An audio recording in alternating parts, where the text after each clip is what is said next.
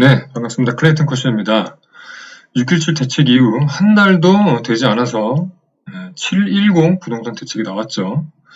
6.17 대책 이후에 많은 부작용으로 인해 민주당에서 시간에 쫓기듯 대책이 또 나온 건데요. 이건 또 뭐 너무 부실하고요. 세부 정책에 대한 언급이 많이 없어요.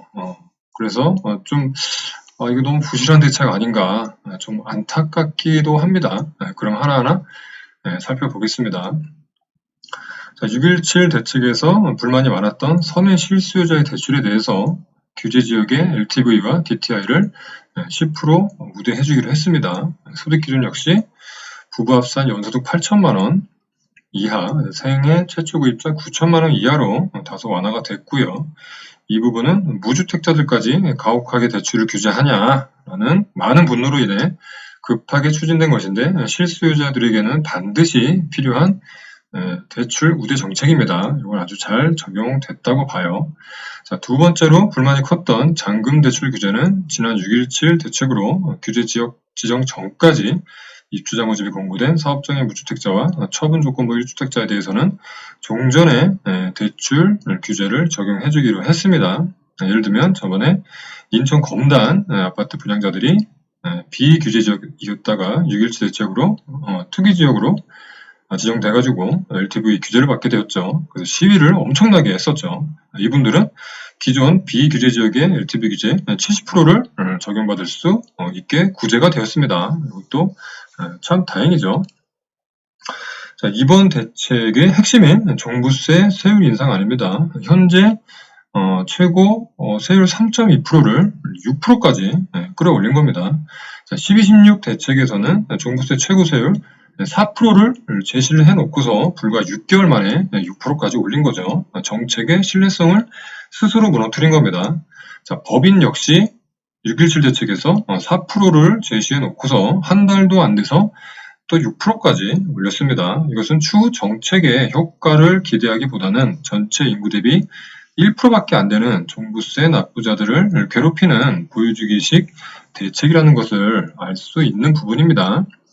다행히 1주택자 종부세 세율 인상은 이번에 발표되지 않았어요. 하지만 12.16 대책에서 1주택자 종부세 세율 인상안이 이미 들어가 있죠. 조만간 고가 1주택은 종부세 세율이 다소 올라가겠습니다. 벌써부터 언론에서는 조정지역 내 2주택자나 3주택자 이렇게 많은 주택을 가진 분들이 종부세 폭탄을 맞게 되었다라고 기사가 나옵니다. 그런데 아시다시피 종부세는 부부 합산 과세가 아닌 인별과세죠. 물론 표에 예시처럼 혼자 여러 주택을 가진 분들도 있겠지만 이렇게 아크릴 리버파크나 음마나 잠실주공 모두 일반 주택으로 소유하신 분들, 그러니까 가족 간의 명의 분산이나 임대사업 등록도 안 하고 모두 일반 주택으로 소유하고 있는 분들이 이런 분들이 있을까 싶기도 합니다. 현 정부의 3년째 다주택자를 지금 많이 좀 제약을 두고 있는데 이런 분들이 다주택자분들이 이미 가족 간 명의 분산이나 임대 사업 등록 그리고 또 증여 이런 또 여러 가지 종부세를 일부 회피한 상태라고 생각이 됩니다. 이 정도 노력은 당연히 다주택자로서 해야겠죠. 이 종부세를 7천만 원, 1억 9천만 원 이런 식으로 내는 다주택자들이 얼마나 있을지는 이건 잘 모르겠습니다.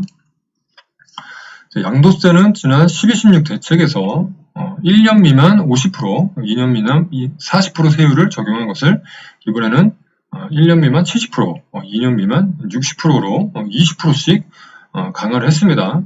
이제 지방에 KTX나 버스 타고 가서 갭 투자로 단타 치는 이런 분들은 보기 어렵겠어요.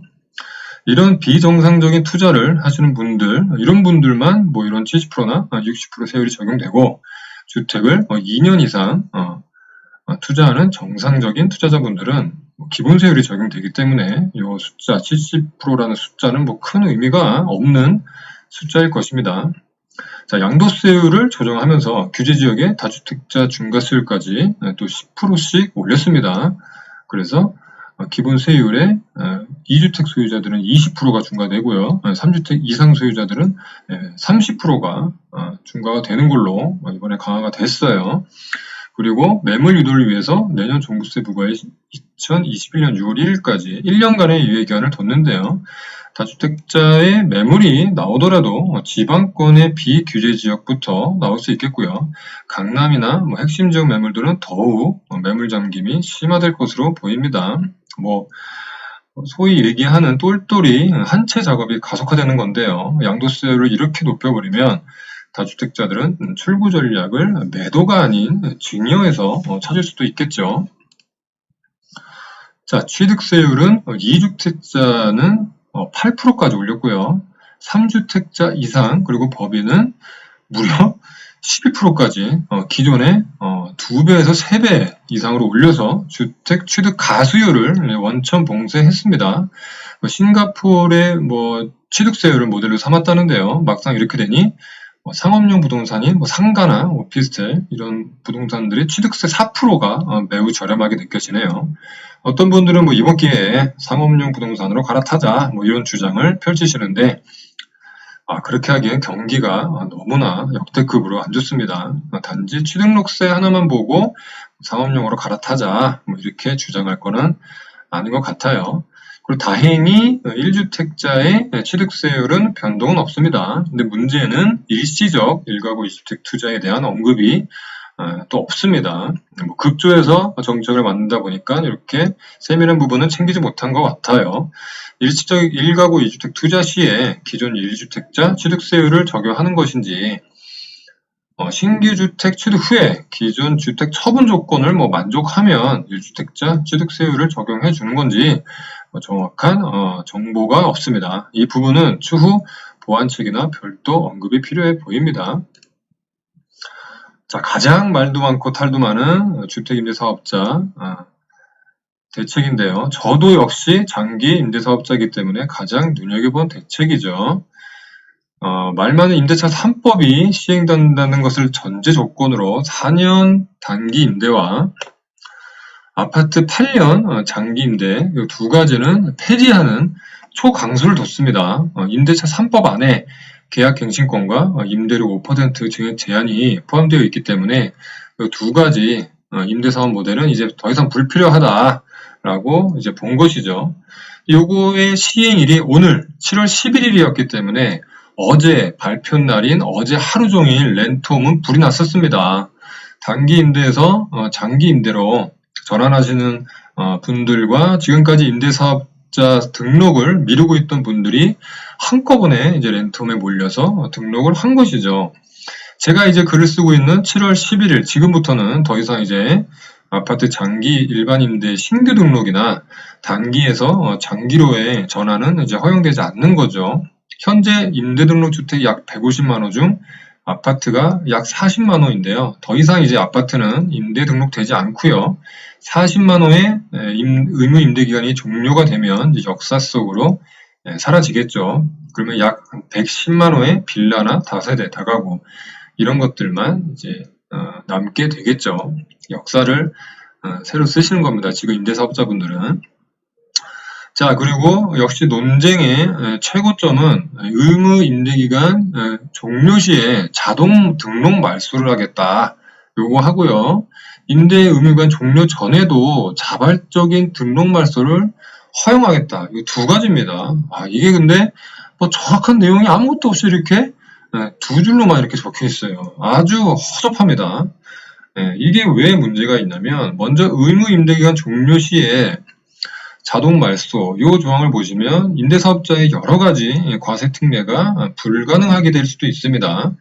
단기 임대사업자의 경우 의무 임대 기간은 4년인데요. 5년을 채워야 취득세, 재산세 감면이나 거주주택 비과세나 이런 이제 세제 혜택이 가능하죠. 근데 4년 종료 후 자동 말소가 된다면 이런 혜택은 어떻게 되는 건지, 박탈이 되는 건지.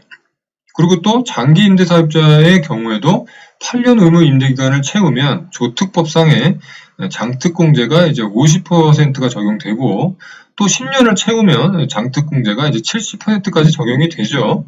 근데 8년 종료 후에 또 자동 말소가 된다면 그럼 장특공제 70%는 불가능한 것인지 장특공제가 이제 50% 적용으로 끝나버리는 건지 이런 부분들에 대한 세부 언급이 전혀 없어요. 아주 그냥 급하게 대책을 만들다 보니까 이런 것들에 대해서는 전혀 뭐 적혀 있는 게 없어요. 나중에 이런 것들은 이제 세부적으로 별도로 언급이 필요해 보입니다. 또 의무 임대기간 종료 전에 뭐 자발적인 등록 말소를 허용하겠다고 하는데 이 조항도 구체적이지 못합니다. 단기 4년, 장기 8년 의무 임대기간을 채우지 않고 자진 말소를 하면 기존에 받았던 세제 혜택을 모두 환수하고 과태료까지 물어야 되는데요. 이번에는 그런 페널티 없이 자진 말소를 허용해 주겠다는 건지, 뭐 뉘앙스는 그래요. 뭐 그렇게 해가지고 40만 호의 아파트 임대사업자의 매물이 시장에 쏟아지게 해서 매매 가격 안정세를 유지하겠다. 뭐 그렇게 되어 있는데, 또 여기 옆에 보면은 의무 임대기간 준수 위반에 대한 뭐 과태료만 면제한다. 뭐 이런 식으로 적혀 있고 정확한 뭐 언급이 없습니다. 어떻게 하겠다 이런 언급이 없어요. 요 내용도 추후에 보다 정확하게 보완을 해서 다시 한번 언급을 해줄 필요가 있어 보입니다. 너무 급조됐어요. 너무 허접합니다. 자, 커스의 결론 내피셜입니다. 이번 대책에 뭐 공급 대책, 뭐 문 대통령이 발굴이라도 해라 공급을 뭐 그렇게 해서 공급 대책이 나올 것처럼 설레발 치더니 뭐 없습니다. 뭐 정확한 공급 대책은 없고요. 재개발, 재건축, 그린벨트 이런 것들은 이제 김현미 장관은 말도 꺼내지 마라. 공급 대책이 뭐 똥 싸다만 것처럼 나왔기 때문에 무주택자들의 뭐 기존주택, 역세권, 인기지역의 기존주택 매수세, 영혼까지 끌어다 온 이런 매수세는 지속될 것으로 보입니다. 그리고 급격한 취득세율과 양도세율 인상 부분은 시장에 큰 영향이 없을 거예요. 지금 시장을 주도하고 있는 분들은 뭐 다주택자분들이 아니죠. 위에 말씀 써놨듯이 이제 무주택자들의 영끌 매수, 요분들이 이제 시장의 영향이 큰데, 대책은 이제 다주택자들에 대한 대책이기 때문에 큰 영향이 없을 것이다. 일시적 1가구 주택의 취득세율이 어떻게 판단될지가 궁금하다. 단지 일부 다주택자들에게만 적용되는 무시무시한 취득세율과 양도세율은 안 사고 안 팔면 그만이죠. 그렇게 해석이 됩니다. 다주택자 종부세 인상 부분은요, 오히려 강남권의 뭐 이런 핵심 지역의 똘똘이 한 채 전략을 가속화시킨다. 이렇게 되면 핵심 지역의 매물은 더 잠기겠죠. 그리고 지방이나 비조정 지역 매물만 늘어날 것으로 보입니다. 그리고 핵심 지역 안에 다주택을 가지고 계신 분들은 일부는 매도하지 않고 증여로 해결할 것이다. 이렇게 판단이 됩니다. 임대차 3법을 시행한다고는 하지만 전월세는 여전히 답이 없어 보입니다.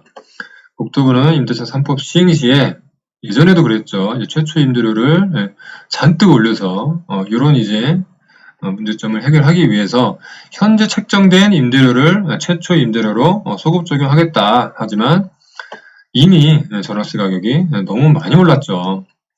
자, 용인 수지의 30평대 전세도 5억에서 6억입니다. 자, 2년간에 5% 증액 제한을 한다고 해도 3천만 원씩 올려야 되죠. 이 금액은 서민들에게 여전히 버거운 상황입니다.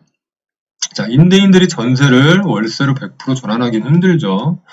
뭐 대출 문제도 있고 힘들기 때문에 반전세가 유행할 것으로 보인다. 하지만 그 피해 또한 서민들 몫입니다. 라고 말할 수 있겠고요. 마지막으로 임대사업자들이 의무 임대기간 내에 자진 말소를 할 때 그동안 받았던 세제 혜택 환수나 과태료 없이 허용을 해준다면 그때 아까 말씀드린 것처럼 이제 아파트가 몇 채 40만 호였죠. 임대 등록된 아파트가 40만 호인데요. 이것들이 시장에 쏟아져 나올 수가 있습니다. 그래서 주택 매매 시장에 엄청난 파급력을 미칠 수 있다. 저도 임대사업자인데요. 세제 혜택 환수나 과태료 없이 말소 허용해준다면 저도 말소를 생각을 해볼 것 같아요. 그리고 세입자 내보내고 제가 들어가서 살 것 같아요. 그래서 이런 것들은 지금 세부적인 언급이 전혀 없습니다. 급하게 대책을 만들다 보니까 그래서 추후에 보다 정확한 언급을 해줄 필요가 있어 보입니다. 자, 오늘 710 부동산 대책에 관련된 영상은 여기까지 하고요. 네, 도움이 되셨다면 구독과 좋아요도 부탁드리겠습니다. 감사합니다.